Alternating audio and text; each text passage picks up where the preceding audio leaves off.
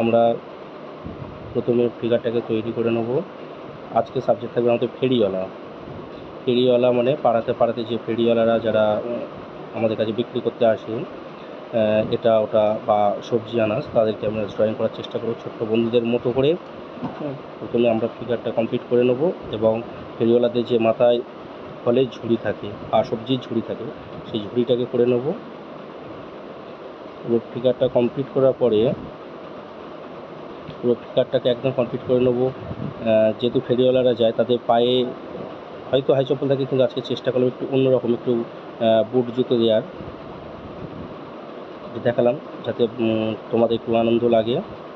এবং ফেরিওয়ালা যেহেতু বয়স্ক লোক, মাথায় রাখতে হবে তার একটু মুভ করানোর জন্য। তবে আস্তে আস্তে আমরা চেষ্টা করব সাবজেক্টের মধ্যে আসার।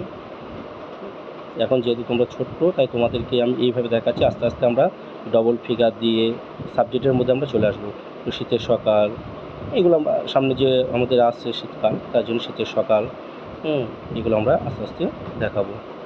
এবং ফেরিওয়ালাটা কী করছে না, মাটির রাস্তা দিয়ে হেঁটে ফেরি করতে করতে যাচ্ছে। তাহলে কেমন লাগলো সিনারিটা তোমরা অবশ্যই কমেন্ট করে জানাবে। কিছুটা হলেও চেষ্টা করবে আমার মতো করে, অবশ্যই তোমরা দেখবে কেমন লাগলো সেটা অবশ্যই আমাকে কমেন্ট করে জানাবে।